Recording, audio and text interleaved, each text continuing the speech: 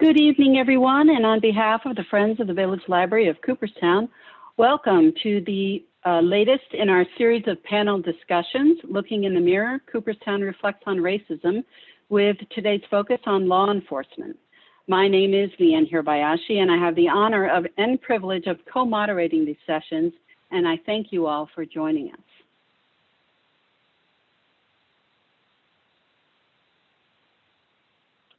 This panel discussion is a response to the murder of George Floyd and the nationwide protests that erupted in support of the Black Lives Matter movement.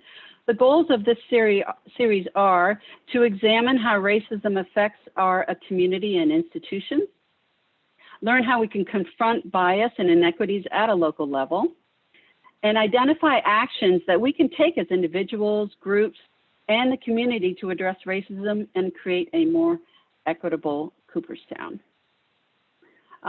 We had 4 sessions last fall, and this is the second of these sessions that we're having in January, March. We'll have one more in March.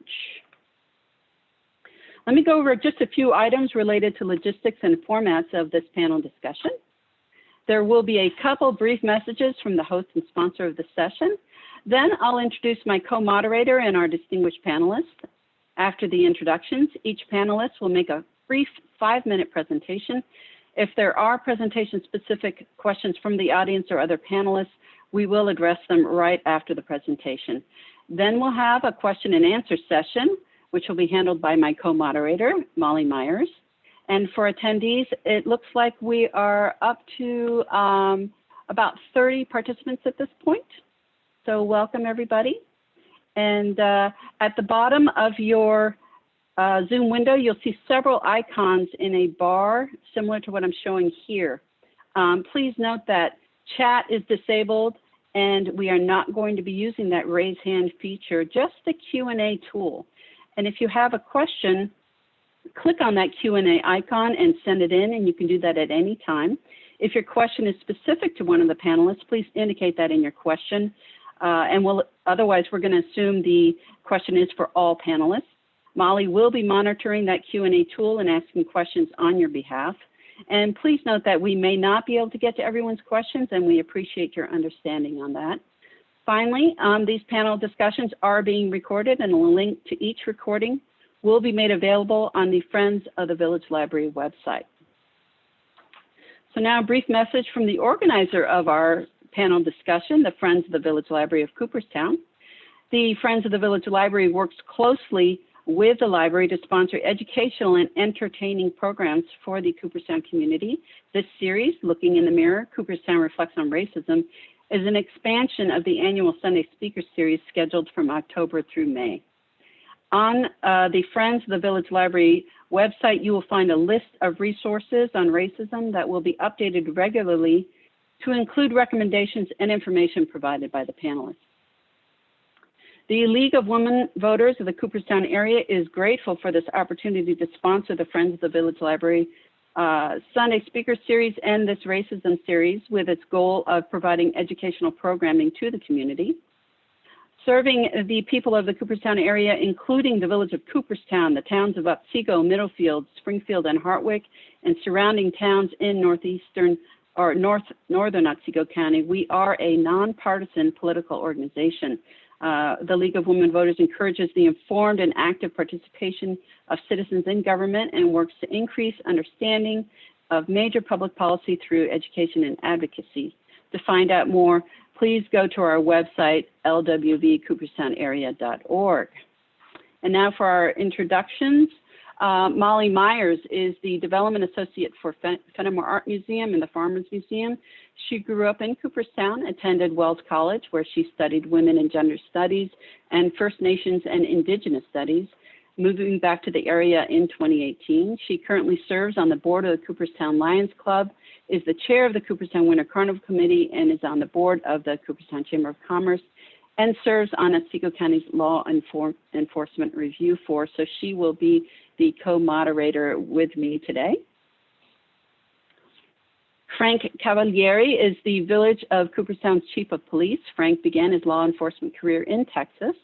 At 20 years old, he joined the Houston Police Department, where he served for 3 years.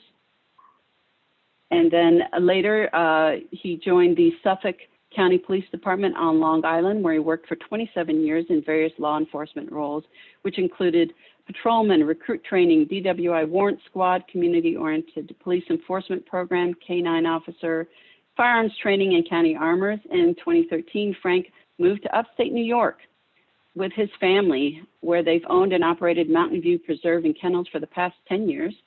In 2018, Frank came out of retirement and began working part-time for the Cooperstown Police Department, where, as I said, he now serves as the Chief of Police. Richard Devlin is the Otsego County Sheriff. Richard began his law enforcement career serving with the U.S. Army Military Police Corps in Hanau, West Germany. After his discharge from the military, he was offered a position with the City of Oneonta Police Department, where he was a patrolman for 4 years. In 1992, Richard joined the Otsego County Sheriff's Office, where he served as Deputy Sheriff, Investigator, and Sergeant before assuming his current role. Over his 32 years of law enforcement experience, Richard has strived to put our communities and our county first. He continually searches for outside funding sources to implement various projects and other community-based programs, as well as lessen the burden on our residents, and he continues to provide deputies with the best available training so that they may provide the residents of Otsego County with the best possible services. Richard places a premium on maintaining a working relationship with our law enforcement agencies, county agencies, local agencies, and our communities to keep the residents of Otsego County safe and secure. Joe Popkin is the Director of Policy and Practice at the Rockefeller Institute of Government. He also serves as Executive Director of the Regional Gun Violence Research Consortium and Executive Director of the New York State Council on Community Reentry and Reintegration. Previously, Popkin served as the Deputy Commissioner for Policy and Planning at the New York State Division of Criminal Justice Services. In this role, he oversaw the agency's strategic and policy initiatives, as well as administrative and finance areas. Before being Deputy Commissioner, Joe served as Assistant Secretary and Policy Advisor for Public Safety to New York State Governor Andrew Cuomo, where he developed policies, implemented programs, and oversaw operations for the state's criminal justice, law enforcement, and Homeland Security agencies. Before state service, Popkin was a research analyst and academic fellow with the federal government, as well as a research assistant with a nationally recognized Security Research Institute. Ellen Tillapa is the mayor of the Village of Cooperstown. She received her BA in art history from Skidmore College and her master's in art conservation from SUNY Buffalo. Following employment in regional art centers in Oberlin, Ohio, and Williamstown, Massachusetts, Ellen and her husband returned to her hometown, Cooperstown, to raise their children. Since 1986, while operating Tillapa Art Conservation, Ellen has volunteered in numerous community organizations and considers serving in village government an extension of that community service. In 2011, she was elected a village trustee, was later appointed deputy mayor, and since 2018, Ellen has served as our mayor. Bryce Wooden was born in Cooperstown in 1994. He had the privilege to grow up locally in nearby Oneonta and was a student within Oneonta City High School District from grades K through 12. Recruited by SUNY Brockport's head football coach, Jason Mangoni. I'm sorry if I butchered that, Bryce. Bryce earned a bachelor's degree in elementary education in 2017. That year, he returned to the area as a teaching assistant at Cooperstown Central School.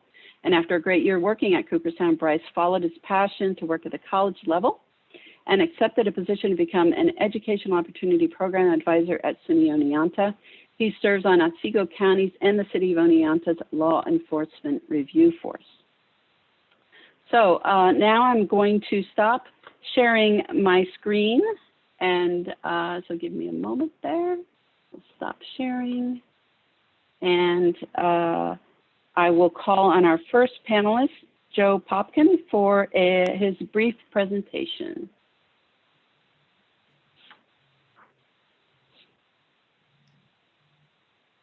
Great. So,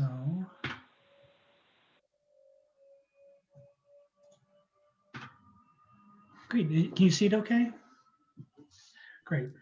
So my name is Joe Popkin. Thank you so much to the panelists and to Molly and Leanne for hosting this webinar. Very timely and appreciated. So I just want to set some context talking about national trends, New York State trends, and then drill down to some of the local reasons for today's conversation before turning it over to my far more distinguished panelists. So at the national level, we're all grappling with structural inequities and disparities, and these are playing out in different domains: public safety, employment, health, housing, education. And it comes down to, persistent poverty of both place where people are born, where they move to, where they work, where they visit, and then also opportunity. And what does that have to do with law enforcement? So more and more law enforcement officers are called upon in our society to serve as the role, not only just in terms of public safety, but to help people, whether it's a social worker function, providing people with assistance in their mental health or substance abuse needs, becoming a de-escalating conflicts or reconciling differences within families. And more, they're asked to work on the front lines. And this pandemic has shown more than ever that police and peace officers are really on the front lines of our society and those disparities, and are grappling with them at the street level. What does that mean for where we are right now? So given the wake of tragedies and turmoil, not only racial discrimination within our society, which has been talked about and discussed, and we'll get into further details later in the Q&A, but also COVID-19 pandemic, which forced people into social isolation, which exacerbated a lot of the underlying conditions. And the governor today talked in his briefing about, COVID was really low tide in America, revealing a lot of the structural deficiencies of our society. And I think that's one way of looking at it. And then in June, you had the police-involved death of George Floyd, which led to protests and demonstrations and civil unrest throughout society, further revealing the structural cracks in the foundation of American society and the places that we all live and work. So what does that mean? What is law enforcement to do now? What are our communities charged with in terms of reconciling with these different types of inequities and tragedies? Well, at a base level, it's community engagement. And more we see communities who are seeking to foster and promote trust, fairness, legitimacy. And they're doing that through a bunch of different mechanisms, but it comes back to evidence-based policing and prosecution strategies that are viewed by the community as fair, but also treat everyone equally under the law and really fulfill the promise of our criminal justice system. And the way that we fulfill that promise is both through policy changes, regulations, and different legislation. So here in New York, we've had a bunch of action over the past few years. Recent criminal justice reforms, everything from raising the age of criminal responsibility, requiring use of force reporting for law enforcement agencies. Most recently in 2019, we had bail reform, discovery reform, speedy trial reform, all of which we can talk about, but they're meant to balance the scales of the criminal justice system in a way that provides equal justice to both the defendants as well as the police and prosecutors, and makes those reforms and others have led to our state being the safest and least incarcerated large state in the nation. This year, following the police-involved death of George Floyd, the governor also signed into law a bunch of recent reforms on policing, codifying a special prosecutor for cases where there's the police-involved death of an unarmed civilian, banning chokeholds, which was largely a practice that had been adopted by almost all law enforcement agencies as part of their use of force, but put it into statute, creating additional transparency in disciplinary records, prohibiting race-based 911 calls, expanding the use of body cameras, and creating a misconduct investigative unit for law enforcement. And all of that led to then the governor releasing Executive Order 203, which I'm sure the mayor, the police chief, the sheriff will talk a little bit more about. But what that is three things. One, it mandated that every local government that maintained a police agency reviewed their internal police practices, strategies, deployments, everything that goes on within the law enforcement agency at their discretion. Then it required community engagement for plans to improve upon those practices, strategies, and policies, and with an eye towards improving trust, fairness, legitimacy, and eliminating any racial bias or over-policing. And it requires that these plans are shared with the community and then presented to the legislative body to be adopted by April 1st of 2021. So in New York State as a whole, the footprint of our criminal justice system is roughly 350,000 arrests a year. Of those arrests for felonies, which would have a potential sentence of imprisonment of greater than a year, is 125,000. and the actual prison sentences that come from that are about 12,500. And our jail population, because of the reforms we talked about, but as well as changes in police behavior and prosecutor behavior, has decreased over the last 5 years from roughly 25,000 to 13,000. And you can see in this short chart that this is outlining the population of adults in New York, the arrests, the felonies, and the prison sentences by different demographics. And so you can see that the white population in New York is roughly 58% of the population, but comprises only 28% of the people who are sentenced to prison. So that's an important kind of fact and statistic as we start to look at the footprint of our criminal justice system, its orientation, and its results, what comes out at the end of the day. In Otsego County, annual arrests, felony arrests, and prison sentences have all decreased over the last 5 years, and are roughly 1,000 for annual arrests, 300 for felony arrests, and 40 for prison sentences. The jail population has decreased by half over the last 5 years. And similarly, with those adult arrests and sentences by demographics, you can see, the numbers are much smaller than the state as a whole. But nonetheless, there are some areas where the prison sentences are disproportionate in a way to the population. And again, the numbers are really small, so we have to take all of this with a grain of salt. But it's a point of setting the context for this conversation and for conversations in communities across New York. And so that's where I'll leave off, and I will turn it back over. And thank you for inviting me to be a part of today's presentation. Thank you very much, Joe. Molly, were there any questions specific to Joe's presentation that you'd like to put forward? Nope. No questions so far. So I just want to remind the audience out there to feel free to submit questions via the Q&A, and I'll be monitoring those and asking them for you. So. Mm-hmm. And I understand that there were some problems. There may have been some problems with my presentation, so I apologize to the audience for that. Okay, well, let's go ahead and continue with our presentations. Richard, would you like to take over? Good evening, thank you. I'm very appreciative to be asked to participate in this forum this evening. I believe it's very important to have an open line of communications with our residents and the public. We are in the midst of Executive Order 203, which is evaluating our policies and procedures and different functions that we do. And Molly and Bryce are both on that committee. And I know just having that committee and being able to listen to what other people outside of the law enforcement area, some of their questions and understanding of things has been very positive. It gives us an opportunity to, it gives them an opportunity to hear from us how things are done, and it gives me as a elected sheriff the opportunity to hear from the public and my constituents as to what we can do better and get a better understanding. We also operate a jail, so some of Joseph's presentation there that had correctional statistics in it is also very important. We try to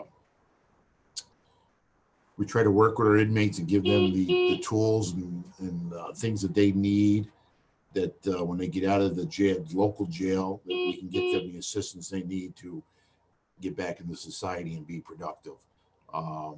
Again, I think it's the communications that is lacking right now is part of our big issue with everybody.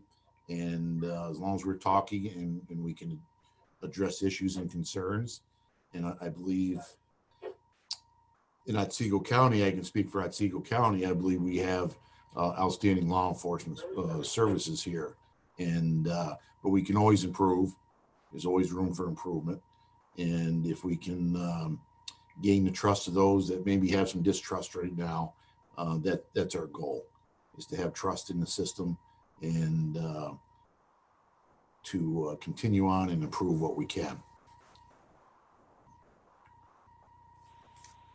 Great. Thank you, Richard. Are there any questions specific to Richard's statement, Molly? None for Richard, but two actually came in for Joe, and they run along the same lines. They're asking, where can you find the data available on population arrests and jail population? And wondering if it's possible to share that information. Yeah, absolutely. So those are on the Division of Criminal Justice Statistics website. And so you can find those. I can share the link, but if you Google DCJS statistics, it should be on the first page. And then scrolling down, it's on the bottom half of the screen, we'll talk about population and demographics. And it has the tables that I showed there based on New York State, New York City, the rest of state, and broken down by county. Great, thank you. Thank you, Joe. And maybe what we can do is make sure that that link is posted on the Friends of the Village Library website. That would probably be very helpful as well. So thank you. Okay, so our next person will be Bryce Wooden, if you could make your statement. Hello, everybody. I hope all is well. I'm very excited and privileged to be speaking with everyone tonight. And just like Sheriff Devlin said, it's been, for me as a community member, just very eye-opening being a part of the process with a review board, especially being a community member and not knowing much about law enforcement. It's helped me just understand procedures and and everything that's going on and trying to work together as a group, with Molly and the sheriff and undersheriff and the rest of our members. So definitely as a community member, anyone who's on this chat, I advise you to kind of just like look at policies and things that are going on in your area and try to make a difference in suggestions, because the dialogue is great. But I'll basically just with our talk tonight, I'll kind of just start off with just kind of a personal history, just looking at the topic of racism. And especially, racism in Otsego County, what it may look like, just from my perspective, growing up in Oneonta and being around, in Otsego County. I've been in Cooperstown and all over the county. I've had the privilege. It's a great area. I love Otsego County. I wouldn't have came back if I didn't love the area. So definitely, as an African-American male, definitely more positive experiences than negative. But just from, reflection and experiences, racism, has been around throughout my life, and it still exists in Otsego County in many ways. So I think that's the first thing we have to look at, that unfortunately everywhere in this country, racism is here, ignorance is here. So that's always going to, relate to police agencies and police departments, because, we always have to deal with those things. And from my experience, I wouldn't say it's something where, there's hate groups in this area or you feel like, you're in danger, but there's still a lot of things that are going on that, is sometimes, cultural misconceptions and things that happen, especially just with culture. There's a lot of times, just me growing up, I'm biracial. So just a lot of times you hear from, friends or community members, microaggressions. So microaggressions are, just stereotypical comments made about African Americans or Latinos, that sometimes it gets tiring having to educate people, that, hey, like, you shouldn't be saying that, you know what I mean? That's just like not true. And you could really hurt somebody's, safety in the community by kind of, spreading those stereotypes. So that's just something that for me personally, just kind of being around it, sometimes it does get exhausting and it's here. But that's something that, with education, it's always a work in progress. That's just kind of, our culture. And then especially just with law enforcement, for me, growing up, as a child to now 26 years old, I've had certain experiences, with my family that kind of makes, some deep conversations in the household. when it comes to things, especially with my parents growing up. Things have definitely improved, but especially, in the late 80s, being a, interracial couple in the community of Oneonta was sometimes seen as foreign at the time. I remember having deep conversations with my parents, telling me a story about getting evicted from their apartment. They didn't party or anything, but their landlord saw people, a diverse crowd, visitors going in and out, and the landlord or the tenants didn't like it. And for my mom and for my dad, that was just a tough experience to deal with. So just having that conversation, like, wow, I've never dealt with that in my life, having direct racism towards me. So having that experience, and especially involving racism and police, unfortunately, in 2000, my parents were involved in a miscommunication involving the state troopers with an address. With the neighbors, apparently there was, drugs involved and stuff going on, and there was a mistake. So my parents, we were actually raided by the state police. My parents were held at gunpoint, very confused, like what's going on. My mom woke up my dad and was just like, state troopers are here. Do we have, asking for drugs. Luckily they had ID on them. So it cleared up, some things, but just very scary for my parents. So a lot of the conversations after that, was to protect me, just as, a young African-American male in the community, just saying like, hey, like it was a mistake, but like, you need to be careful. And, going over my rights, if I get pulled over, all those things to protect my safety. So just very deep, I won't go like far into it, but these are just some of the things that from a national scale, some of the conversations that might be going on in, minority households, this kind of fear with law enforcement, even though we shouldn't stereotype as well. These are just some of the experiences that happen that cause this conversation. And I think that leads to the next thing that, I was just thinking of. Why do we have distrust with, minority populations in police departments? And I think the big thing to look at that we still have to address and kind of have those uncomfortable conversations about is unfortunately our history.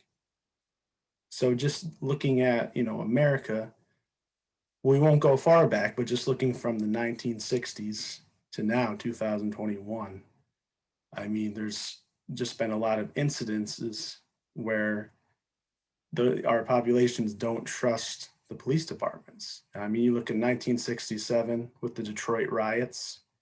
That's a very historical time frame that involved police brutality and racial tensions in inner city Detroit. You look at the Jim Crow, the whole era, in the South with police dogs attacking protesters, trying to, peacefully protest and obtain human rights. So you're looking, at that era. You're looking even in the 90s with, with the crime bill from Bill Clinton, and looking at a lot of disadvantaged neighborhoods and minority populations kind of getting in that mix of, going into jail and, having a lot of things going on that cause tension and causes distrust. So I think it's something, I'm a history major, so I love history. It's something that we still just have to continue the conversation of why is there that distrust? Because especially for me personally, it's very conflicting because my godfather's a police officer, my uncle's in the military. I have a lot of friends who are police officers. I respect what they do. It is a hard job. It's traumatic. There's a lot of work to it. So I have that respect, but sometimes it is hard because from a historical context, history involving minority populations in police, there is a lot of distrust because of what's happened. So we have to work on that with the community and police departments, we have to work together to kind of sort all of those things out. We can't ignore it. So it's definitely deep. It's definitely uncomfortable. It's stressful. Like, I don't even like talking about it, but it's something that moving forward, I believe communities and police departments, we can have these uncomfortable conversations and really sort it out so that we can bridge that gap. So that's just something, from my experience, I believe it can, there's a lot of positivity that can be done through those conversations. And then just with recommendations from the being on the review board, just from a community perspective, any community members that are on this presentation tonight and listening in, definitely take the time to volunteer, for, community organizations, work with your police department and give them suggestions when you can. Also learn about the police department and the policies and the procedures. It is deep. Sheriff Devlin, you can correct me, but I mean, you guys' policies are so big when we go over things. It's a lot to digest. So it's something that I'm, realizing, okay, I'm definitely going to take the time to understand this, before I give suggestions. And then for, police departments, just, my recommendations is, really just as a community member, and especially speaking as an African-American male, I just believe, we have to work together and address the elephant in the room. Sometimes when it comes to instances like George Floyd and, all of these things involving police and our populations, we're so divided in the community. Like, it makes me sad as a community member, to see us basically arguing about who's right and who's wrong in the situation. It's our police departments, just be there for us. Even if you don't agree with the context, just understand that, when we see someone who dies and the family doesn't get anything for it, like, we're outraged, we're sad, like we're mourning. So like, we need that support, from the community, from our police agencies, even if even if there's a disagreement with the context, like, we need that, and that can build trust. So that's just something I've had the privilege to learn a lot, and just wanted to give that insight, as a community member living in Otsego County. Thank you, Bryce. That was very heartfelt, and we greatly appreciate it. I think we're going to get a lot of conversation among the panelists regarding that, so I really appreciate that. Molly, are there any questions specifically for Bryce or some of the other panelists that were specific? Yeah, we've had a few questions come in, but I think we can save those until after the other panelists have gone ahead. But one comment is for Bryce, thank you for putting yourself out there, someone said. So thank you for what you said there. Great. Yeah, thank you very much. Okay, Ellen, would you like to go next and make your statement? Sure. Let me get my screen ready too.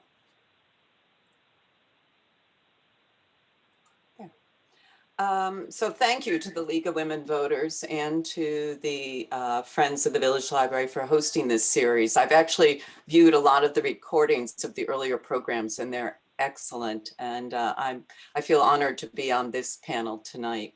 I'm basically going to cover what the Village has done.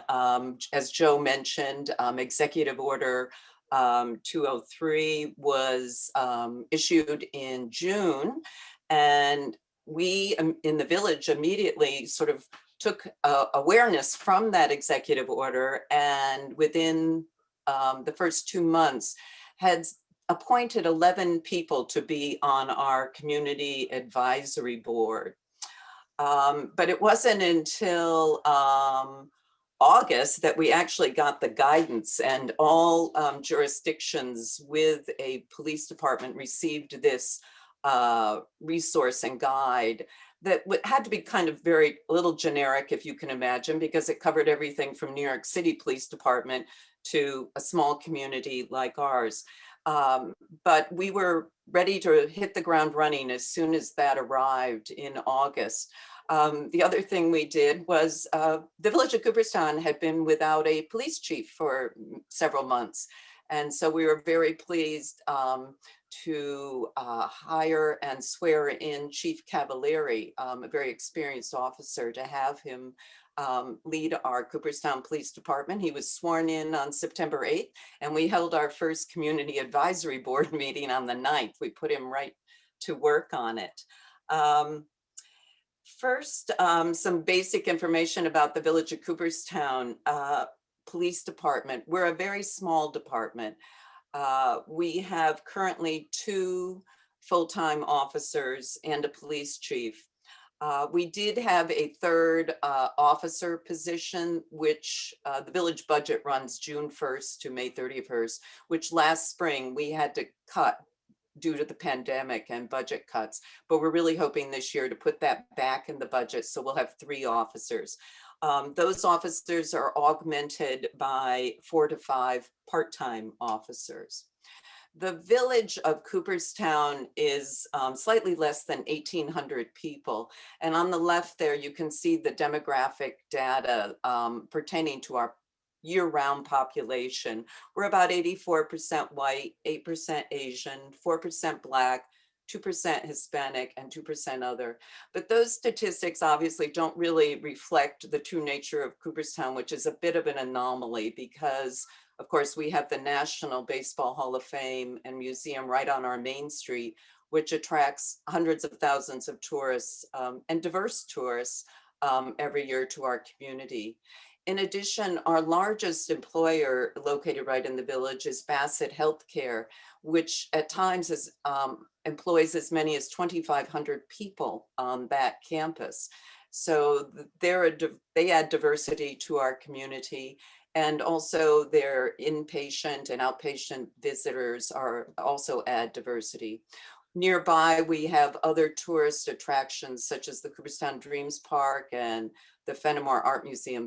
They all lie outside the village, as does the Glimmerglass Festival, but we feel very connected to them, and they certainly contribute to diversity to our community. When our Community Advisory Board, those 11 individuals gathered, we re-emphasize that fact that we do have a great deal of tourism in our community, and we want to feel like we're a welcoming community. And that's very important to our village government. So much so that in June 2019, we kind of revised and updated our welcoming community resolution.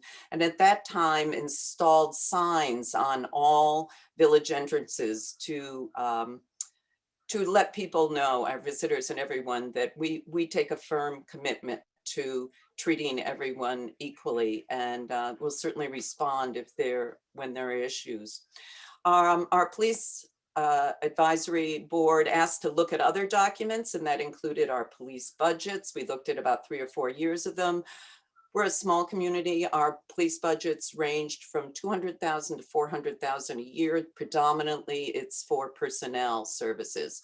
They looked at our police union contract and response statistics, as well as the use of force policy. And I will say that Chief Cavalieri said, really most of these incidents are really gross violations of kind of the use of force, as you can imagine. So we really wanted to look at that in particular, and the board did do that.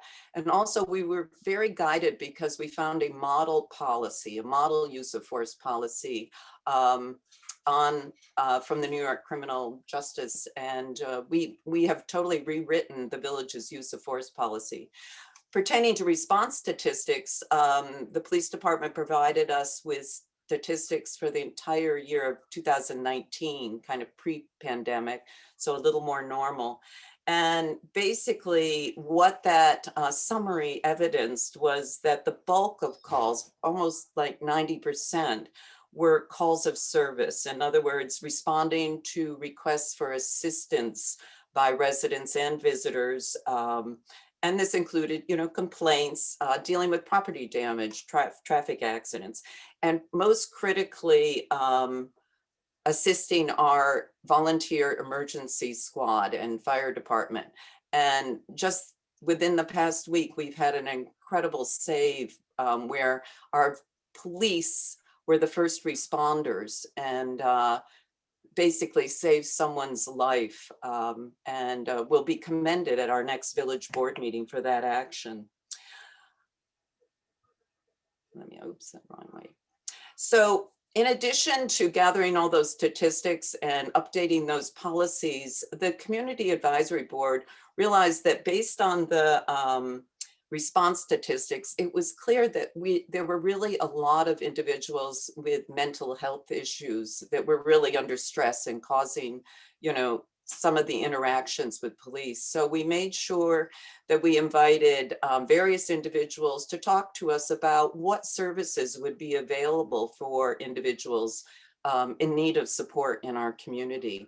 We were fortunate that Dr. Richard Brown, who's a psychiatrist, was actually on our Community Advisory Board and could also provide insights in that area. Unfortunately, too often, the emergency room at Bassett Hospital is the site where a lot of these interactions can take place. And so we made sure we have a good working connection with the Director of Public Safety at Bassett Healthcare. And we wanted to make sure our police also felt well supported. And we brought in an individual to talk to them about facilitating traumatic incident discussions. So that if there was something particularly disturbing, they could talk together as colleagues. And I will say we really emphasize the need for training. That seems to be key, appropriate training for officers in stress situations. And again, Chief Cavalieri is just really shown here. And he scheduled a de-escalation training in early December, to which the entire Community Advisory Board was invited, as well as members of the public. So to just really get a clear understanding of what is involved. So the outcome of all this, and I realize this isn't the place, but tomorrow night, I'll tell you that Frank and I will be doing a Zoom program. And people can go to our village website, which is cooperstownny.org, and tune in. We're going to be discussing the police reform plan that we have put together. All our policies are on the website, have been since January 6th, when our Board of Trustees reviewed all the materials that our Community Advisory Board produced. If you go to government, and then hit police, you'll find our reform plan and our use of force policy. Tomorrow night at 7, you can go and live stream our meeting, and you will be able to ask questions there as well. So we're very pleased that we have, we think, formed a reform plan that will serve the community well, and key with it is not only will it be approved by the Village Board of Trustees, hopefully at the end of this month, but it will be annually. We're putting in the document that it has to be annually reviewed and updated. So it's not just going to be something that sits on the shelf. We're going to have it be very much a living document. So that's that. Thank you very much, Ellen. I guess this session today couldn't have been more timely in terms of letting people know about tomorrow's meeting. So that's fantastic. Frank, you want to end us off with your statement before our Q&A? Sure. First of all, I want to thank you for having and inviting us all here. It's nice to hear all your stories and get different insights to what's going on in our community. I don't want to take up a lot of time because I would really like to get into the question and answer. A lot of information has already been given out, but a couple things that I would like to talk about is acknowledge the fact that racism still exists in our community and across this nation. There absolutely is a problem. There is problem in policing. We know that, we've seen it. We need to rectify those things. Whether in Otsego County it's perceived or real, we still need to communicate with people. And one of the things that we've been talking about with the mayor, unfortunately with COVID, a little difficult, but to have community meetings, try to get people to meet. This is why this forum is perfect. It would be, you know, a little better if we could obviously have done it in person, have people there. But for now, this is a great thing. We'd like to continue on with it. A couple things that we noticed when we were going over things that came to light was training issues, equipment issues for the police department. The fact that the dynamics of our community is constantly changed. That's one of the things, you know, I would like to talk to Joseph about with statistics. It's kind of hard to quantify because Otsego County being a very touristy, and we noted too that through colleges where the dynamics are constantly changing, where our community in the summertime goes from 1,800 residents to probably 20,000 that come into our community from diverse people all around the country. So although we agreed that looking into those statistics was an excellent starting point, you need to look into those a lot further. And you know, I would like to discuss that today. I've worked with everybody in Otsego County Sheriff's Department. They're an excellent law enforcement group. We get along well with them, as we do with the Bassett Security and State Police. I mean, I'm sure Richard could attest to this. You know, from what we've looked into, we don't seem to have the problem that a lot of other departments around the country have had. We've looked at stuff, we've gone over past reports, past complaints, and not saying we don't have to talk about and have these discussions, because whether it's perceived or whether it's real, we need to be open with the community, pull back the law enforcement curtain, because one of the other things we kind of saw when we did these meetings, as Bryce was saying, a lot of people don't have the understanding of the ins and outs of police work. So it was helpful for people to see that. One of the things, you know, being fortunate for me that I've worked for a few different police departments, I've seen, you know, from large cities to Long Island to here, different police departments work differently. One of the great things that Suffolk County did, and again, I'm not sure, you know, with COVID, we could do anything. They actually had a civilian police academy where civilians and business professionals went through a police academy, obviously tailored for them. So they kind of had an understanding of how law enforcement works and kind of got the ins and out of it. So without taking up too much time, again, I think this is the way to go. We're doing the right thing here. I'm proud of, you know, law enforcement in Otsego County, and I look forward to continue to work with you all. Thank you very much, Frank. Those are some very interesting ideas. Why don't we go ahead and first I'd like to see if any of the, if all the panelists would like to unmute yourselves, and if you have any questions for your co-panelists, or you want to answer something that came up before we go to the attendee questions.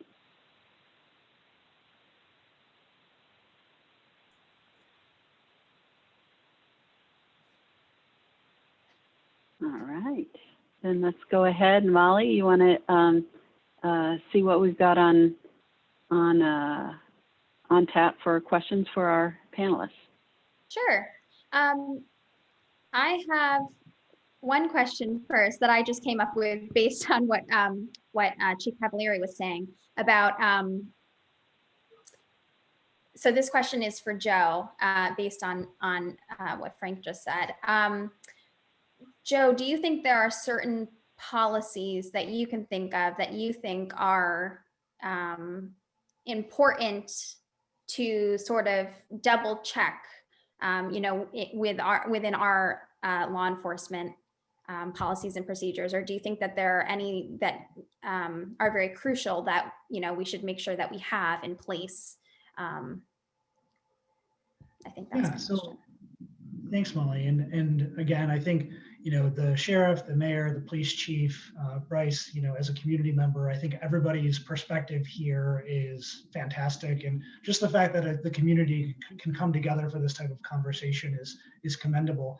In terms of actual policies, one of the things that I think has been getting more national attention is LEAD, law enforcement assisted diversion.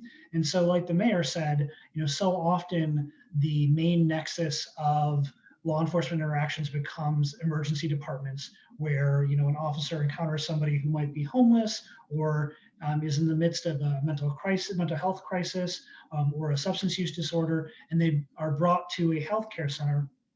One of the things that a few of the communities throughout New York have done, Albany being one of them, is to set up a LEAD program, law enforcement assisted diversion, where they have a social worker on staff who works with the different emergency departments in the area. And if somebody comes in, or if there's a law enforcement interaction that's better served by either social services, housing providers, mental health providers, really makes that rapid referral.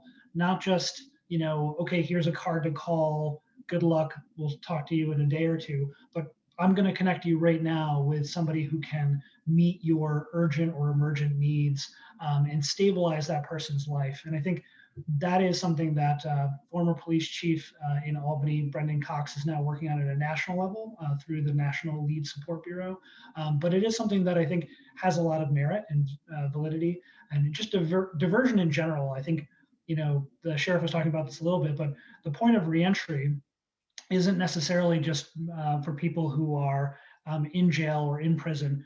Everybody who has been stopped by a police officer, wants to go back to their normal life. And so reentry begins at the point of contact you have with a law enforcement officer, whether that's being stopped in a traffic stop or being arrested or ending up in jail or in prison. Everyone wants to get back to their life and be better equipped to succeed and be productive.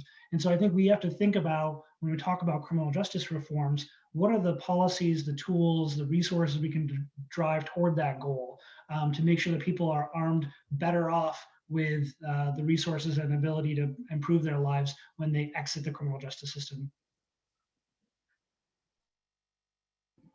That's great. Thank you. Okay, so one of the questions from the audience, and anybody can feel free to answer this. How will you all measure the success of policy changes you've made? How will you be getting an understanding of progress towards more fairness in policing?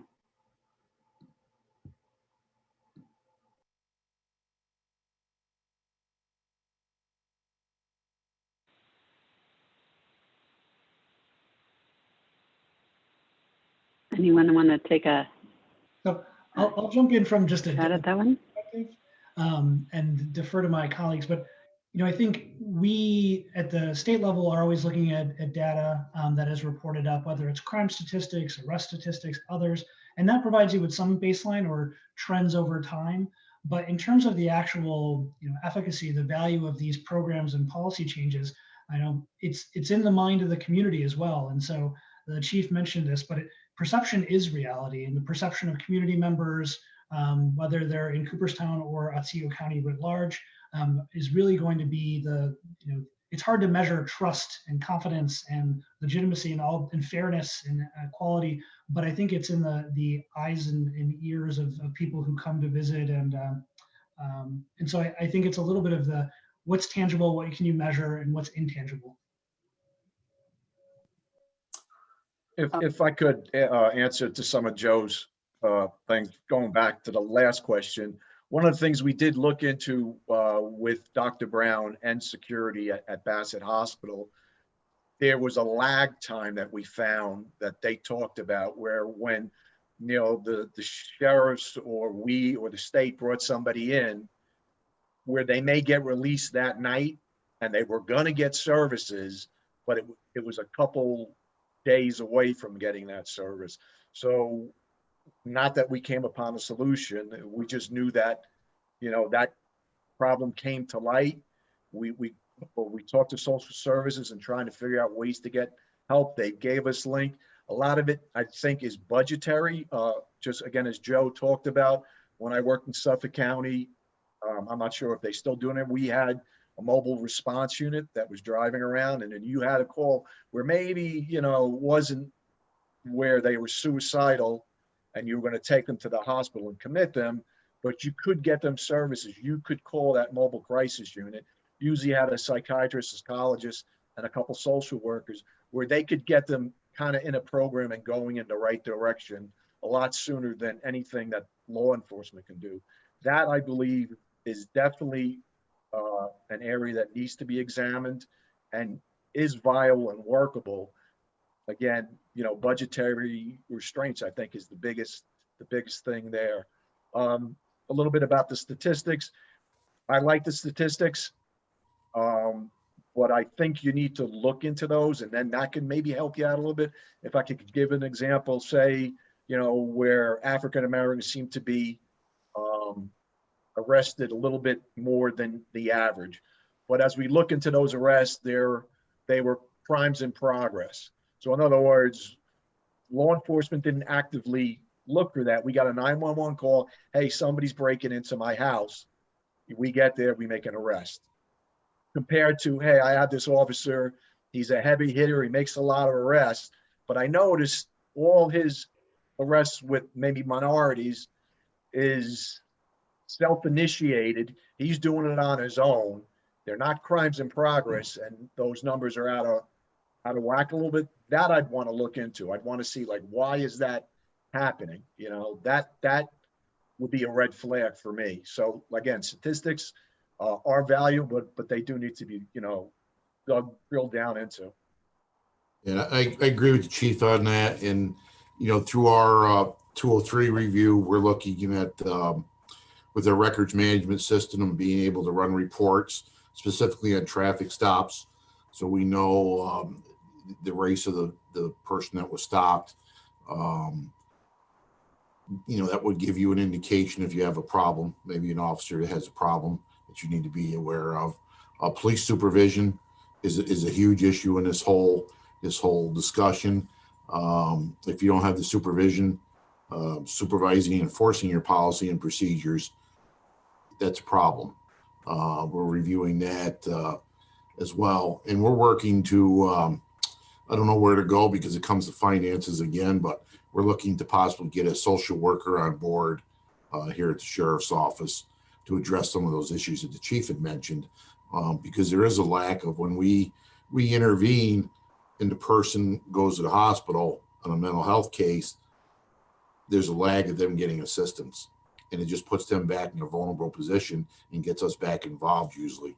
And there's a lot of times that we're going to calls to law enforcement years ago we're not involved in, but we're being forced into going in and dealing with these situations. So we're looking for that in between that may help us with some of these issues.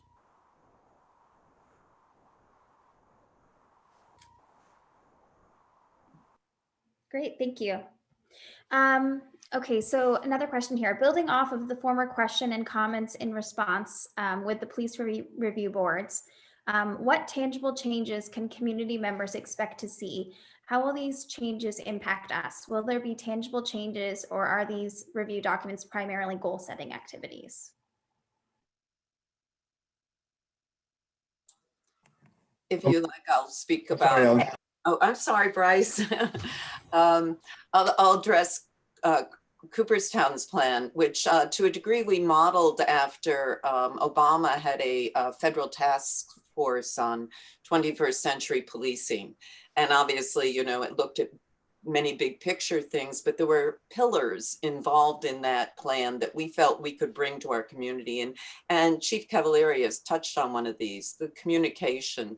And we put in there steps, goals, and actions, I should say. It's not just goals. So under improving communication, it's utilizing social media to get messages out. It's, Coffee with a Cop. There's various programs that we aren't able to implement wholly now during a pandemic, but certainly are seeing ways to do that. So there are measurable things that will be undertaken for each one of the pillars within our reform plan. So I think hopefully the community will see more communication, more action items, and more accessibility. That was one thing we were really trying when we brought in all those outside speakers, was to make sure that if there were resources there, our community, our police department and our community had already established that. They had each other's cell phone numbers. They could immediately reach out. One of our speakers mentioned that sometimes someone is in jail and really needs a mental health assistance, but there isn't always a good communication. So we felt that kind of communication, particularly in a small community like ours, is very doable. We instituted a lot of little action items for it as well. Bryce, did you have something? Oh, I was just gonna feed off of when it comes to the recommendations. Definitely just like from the time period, I think it'll just depend on some factors. You know, when we put it all together, the recommendations, what resources we have, and then depending, you know, on the state process once we submit it to the state. So there's definitely a lot of variables that will definitely go into the final product. But one of the things that for that Otsego County task force that we're talking about, and also in the city of Oneonta police task force that I'm on, is potentially having a continued community board that's year round, to just kind of have, you know, have community perspectives, have, you know, police perspectives, have everything, just so, you know, there's awareness of what's going on in the community. Very similar in education or teaching at the college level. We're doing a lot more things with data, survey data, and things from our students. Where I work at SUNY Oneonta, to kind of, you know, especially as an educator, you think you're doing all the best things, but sometimes you get feedback from your students and you realize, okay, I can do better here with that programming. So I think that's something, you know, with these task force and the police departments, I think it's just nice to have that dialogue and go from there. On the Otsego County task force, Sheriff Devlin will tell you, I'm working on some proposals for involving racism and race relations, just like an educational series potentially. So working with the NAACP in Oneonta, which is in Otsego County. There's some also great organizations on the rise, Oneonta for Equality, that I think if I can find a way, you know, with the group to make it organized, we could do some, you know, public relations events and educational series to kind of work together. There's a thing online. I wish I had the link, but there's a guy, his name's like Mr. Echo. I forget his full name, but they actually have him, and it's full of police officers from a police department, and you know, either a sheriff or a chief, and they're just sitting in a room, like kind of just letting the real feelings of what they know, and just kind of, it's uncomfortable, like when you listen to it and watch it, but kind of having more of those educational, you know, dialogues and series to educate the public, or just have the community kind of, you know, express what they're feeling. Because I think that's the biggest thing, is sometimes for the community, like we just need to like let it out, you know, and that might help our police departments at the end of the day, ease those tensions, bridge that gap. So I know it's a lot, but it's being in the works, and we'll see if it's not, you know, this year. We're hoping, you know, with research and conversation, these things can be implemented into our community. Thanks, Bryce. So another question, before Executive Order 203, was there a sense that police reform was needed in Cooperstown or in Otsego County? I'd first like to say also from my position on the Otsego County Review Force, and through reading the policies and procedures of the Sheriff's Department, that they're sort of consistently, reviewing their policies and procedures. But I wonder if anyone else would like to talk about. any reforms that were taking place before the executive order was put into action. I will talk about Cooperstown. I don't think we necessarily would have been quite so proactive and jumped in with, 8 meetings right off the bat and a community group had that not come. But certainly, I think the whole nation was galvanized by the George Floyd killing and subsequent deaths as well. So there probably would have been more communication. Again, we're such a small police department that, as I say, we didn't even have a police chief for a while. But I feel that under Frank, Chief Cavalieri, that he has already instituted, additional training, the de-escalation training, et cetera. So he might have begun those conversations without that executive order, but I don't think the executive order was bad in any way. I think it's good government, and I think it can only improve all our police forces. Yeah, the governor's executive order, most law enforcement agencies in New York State were already following those directives and updating their policies and procedures. Again, we try to do that annually or every couple of years. We always strive to improve our services to our residents. I think the situations, the George Floyd incident and the other situations that have happened recently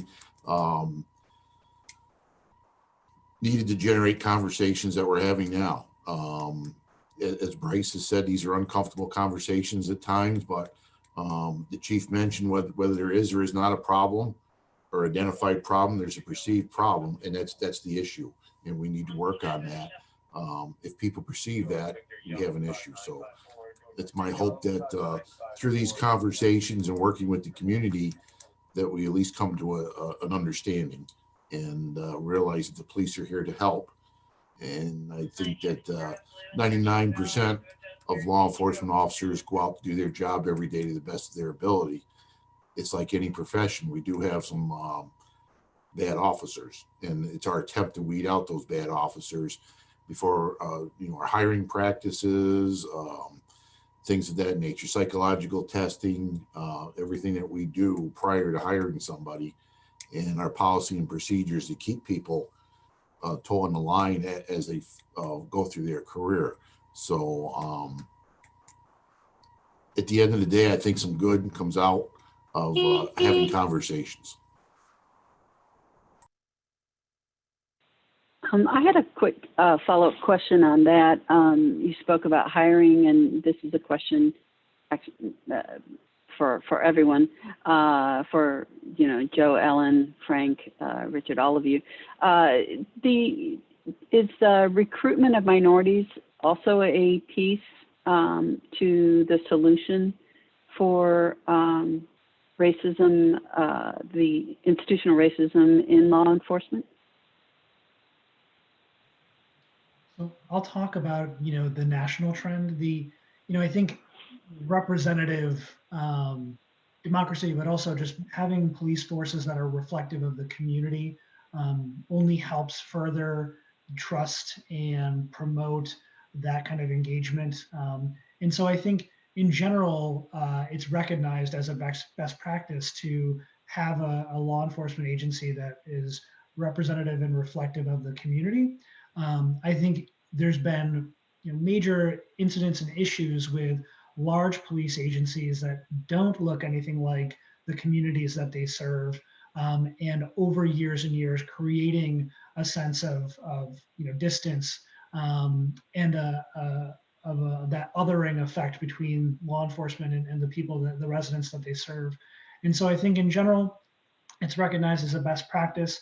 I think a lot of police agencies go out of their way to use new technologies, social media, to engage potential officers, recruits, candidates.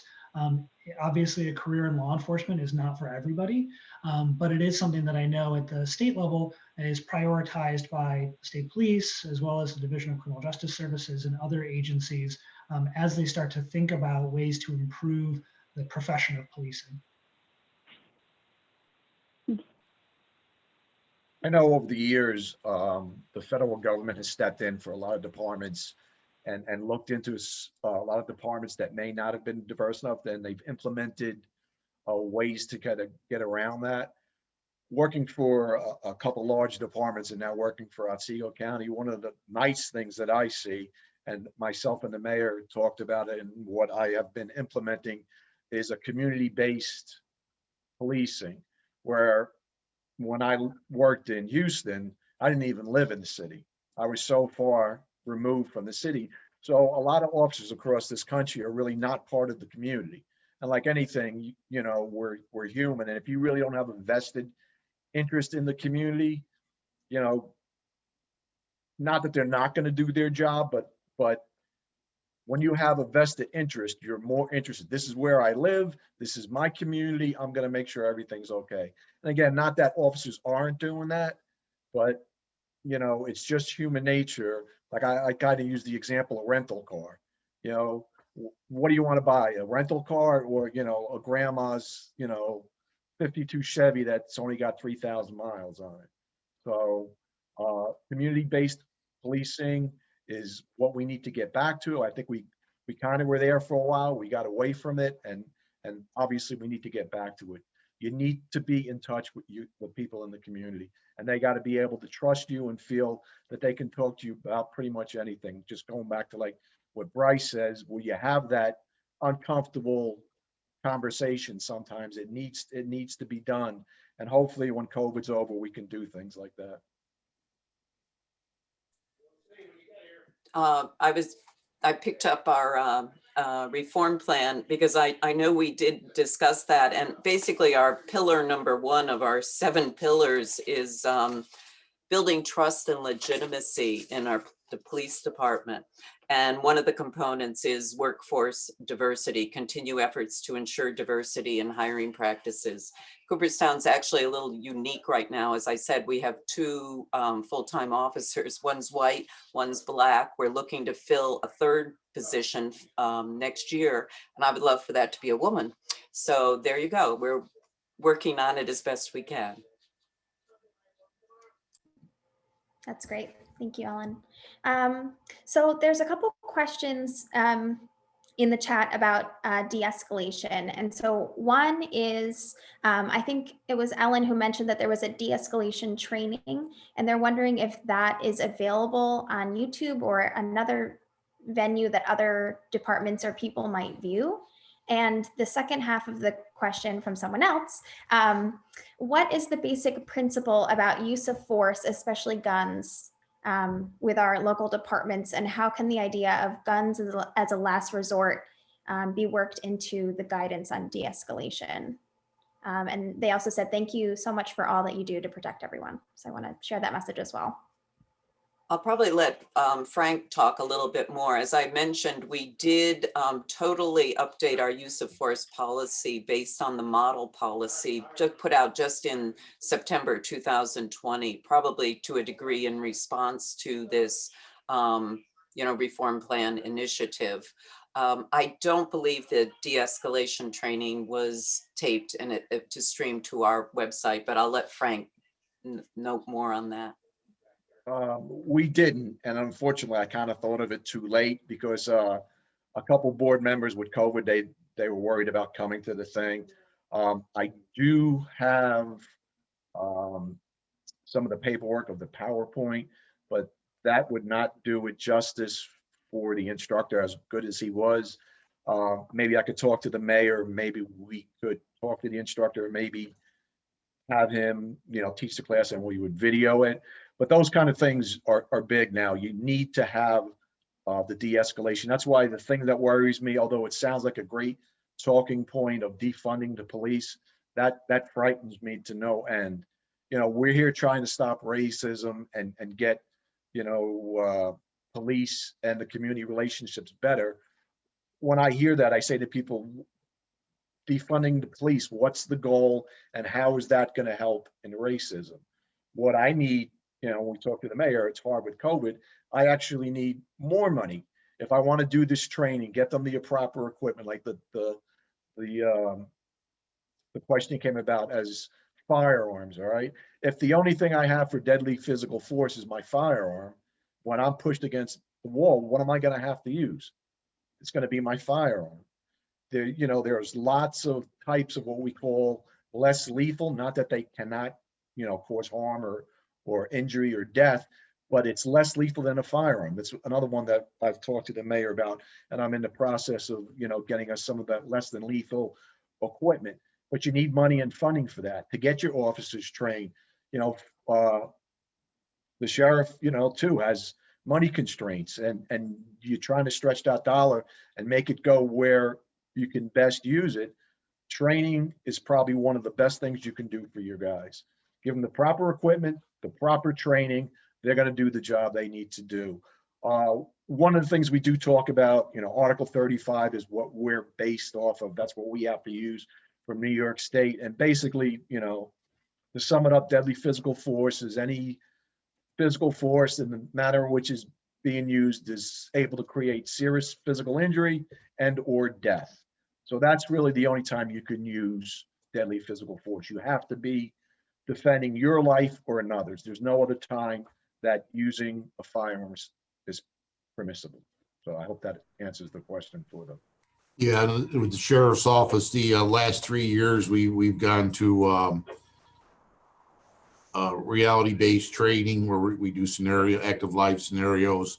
All our correctional officers and deputies are trained in de-escalation.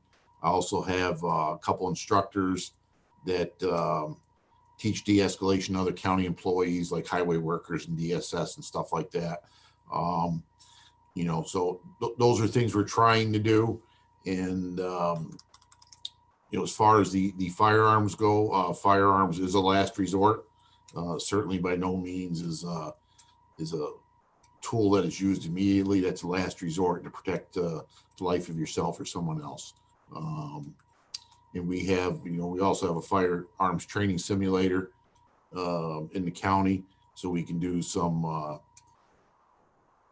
again, it's reality based. It's a video, but officers can get different scenarios under stress, and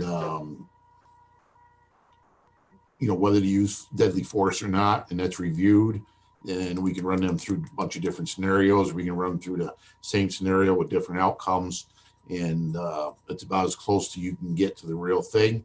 And we try to do that as much as we can so the officers are prepared mentally. And we try to give them tools and options other than deadly physical force.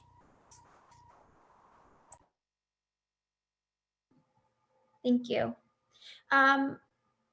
Another question, though our sample size may be small in either Cooperstown or Otsego County, how frequently, and they're looking for maybe a ballpark or percentage, do complaints allege race-based discrimination or action? As far as the sheriff's office goes, I'm unaware of anything. Since I've been sheriff, there's been personnel complaints, obviously, that are investigated, but I don't recall having any that were directly related to race. Frank, I would let you respond to that because I don't think. I mean, I, you know, the same thing the sheriff is. We went back, we looked through personnel records, personal complaints against officers, and we did not find any in recent history where we had any issues of that nature. Obviously, if we did, it would be taken very seriously. And but as of right now, going through all the paperwork for the past couple of years, we didn't come up with any. And certainly the village board hasn't gotten any of those complaints about our officers as well. Can I just ask a quick question? So New York State was actually the first state in the country to have a training-based certification for law enforcement officers, for police and peace officers. And, you know, a lot of states have moved to different models now. But I would love to hear from the sheriff and the chief on, you know, over time in their careers, what do they think about the offering of new trainings for officers? Because, you know, to touch upon some of the subjects that were raised, having better police supervisors, having some of these tools like de-escalation or implicit bias training, is it, in your experience, has the last 5-10 years, has there been many more trainings that have been offered to officers or available out there that you're asked to review and to connect your officers to? And I guess that's kind of your professional experience. Yeah, we push training wherever we can get training. Again, it comes down to a financial thing, but a lot of the trainings are free, and it's just the officer's time to go. So the Municipal Police Training Council, we also have the Yates County Sheriff is on that council. So as far as the sheriffs go, we're always trying to improve training. Training has changed considerably over the years. The requirements, length and time, the different classes, mental health, racial bias, things of that nature that weren't there 25 years ago.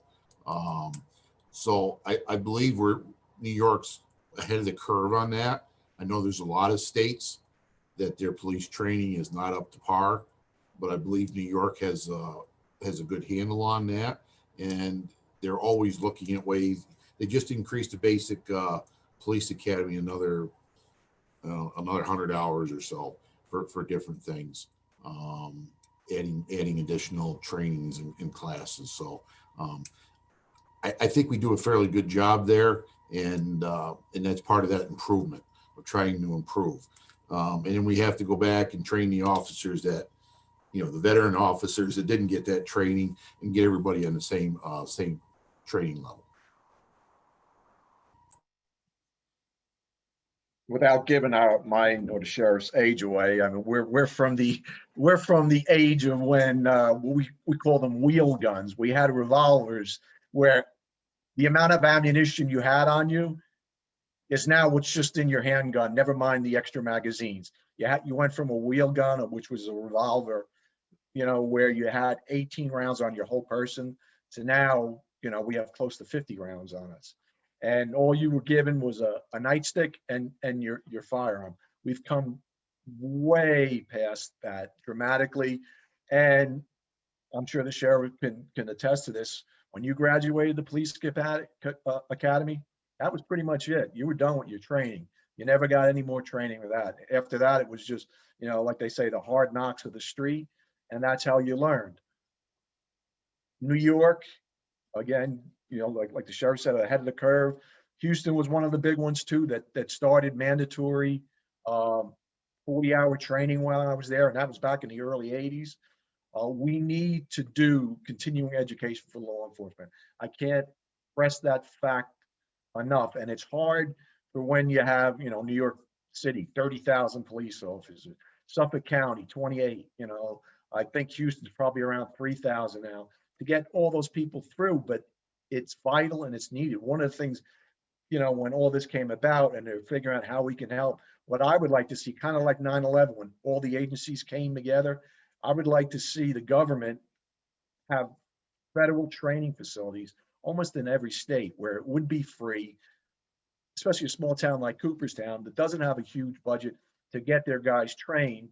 And it would cost their time, like the sheriff said, but at least we're getting training and we're all on the same page. There's a lot of training that can be, what's the word I'm looking for? Not organized, accessed and goes for all law enforcement. There's a lot of training that's department specific that you can't do that, but there's enough where we can all come together and get the proper training. De-escalation is a big one. Professional communication. There's all kinds of training out there that we need to kind of get under an umbrella that officers can all go to, and at a reasonable cost to the departments. Thank you. I know we just have a few minutes left, so I'm going to merge two questions together. These are for the sheriff. So the sheriff said that police are coming to calls that they never used to in reference to mental health crises. Who used to show up to those calls, and when did that change?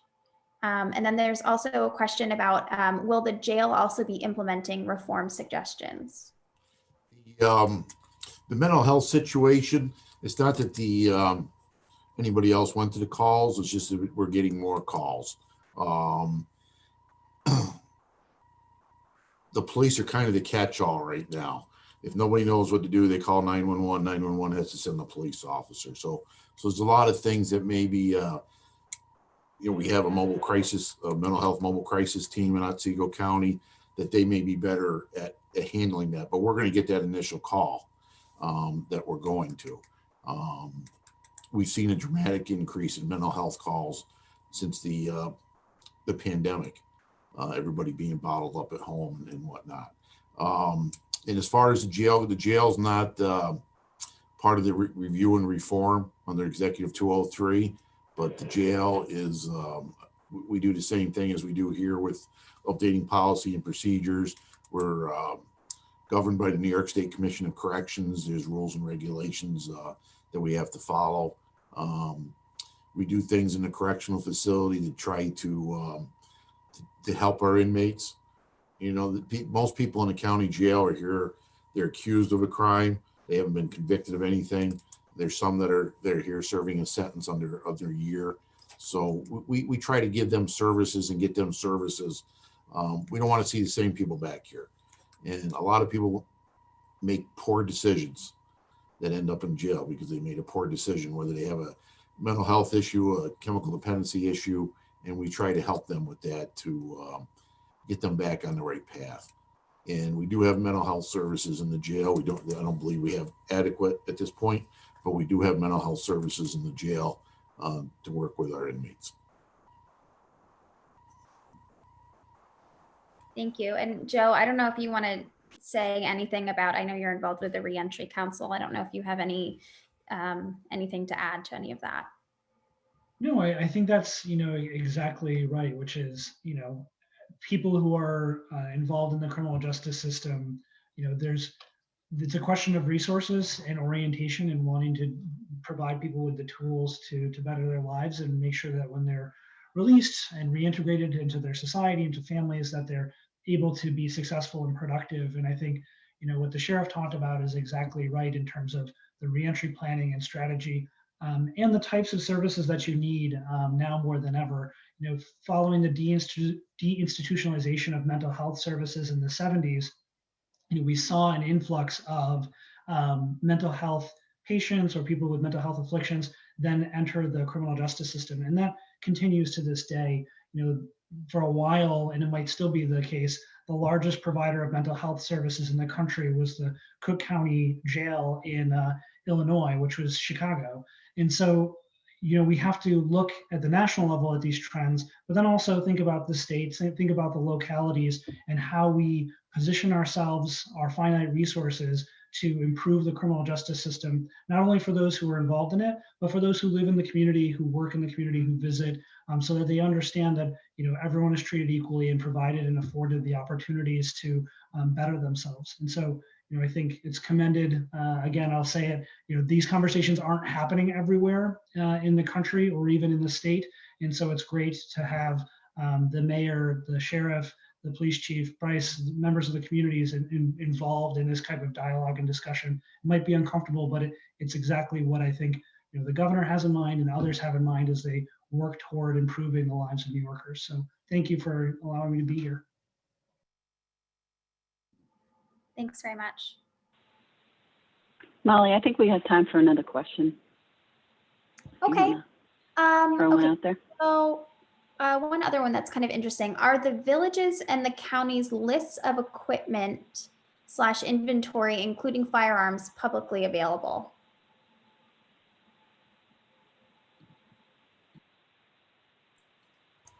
I don't know the answer to that. I mean, I know it's not, we don't have it published anywhere, but I don't know if that's something I'd have to ask our county attorney, but. Yeah, I know we don't have it published anywhere. There's nothing saying what equipment we have. And again, I think that would be something that we'd have to run through the attorneys to make sure, we could actually give that out. I would say that even if it's not on our village website, after consultation with attorney, I mean, that could be information that is available to the public. It's certainly not private information. Any weapon purchases always has to be approved by the full board, and those are all public meetings. So, you know, certainly it's nothing happening without a public and village oversight. Okay. Well, we've just, at least according to my clock, hit 8:30, and I know there are quite a few more questions, and I'm sorry we weren't able to get to all of them, but this has been a great discussion. I'm just going to briefly share my screen so that we can just close things out. So give me a moment. Yeah, I just want to start by saying thank you to the panelists and my co-moderator. And then we couldn't have done this without a hardworking committee that put together this series, which you've got your names here. I'm not going to list them all due to time. And then also the Friends of the Village Library of Cooperstown Board and the Village Library of Cooperstown Board as well have been instrumental in making this possible. And then just a quick look at what's coming up next. There's a couple more sessions. On February 21st, this is the Sunday Speaker Series run by the Village Library. We've got a panel of local artists talking about exploring the legacy of women artists in Otsego County. And then on March 21, the Sunday Speaker Series continues with Tim Johnson, CEO of Otsego Electric Cooperative, who will speak on establishing broadband in our county. And then also in March, we haven't, I don't believe we set the date yet for the Looking in the Mirror final session, which will be kind of an actions and what have we got, what are we going to do next approach. And then if you have, what you can do to get there is all of these sessions are going to be via Zoom. The Sunday Speaker Series are at 3. Again, on Sundays, Looking in the Mirror sessions start at 7. All these programs are free. They're open to the public, and you can register for them by going to fovl.eventbrite.com. If you have any questions or comments, please email fovlfriends22main@gmail.com. And then I just want to end by, again, thanking Frank, Richard, Joe, Ellen, Bryce, and Molly for a terrific program this evening. And I'm going to stop my share and bring us back. And thank you very much, everybody, for joining us. And we'll stay safe and hope to see you all soon. Thank you very much. Good night, everyone.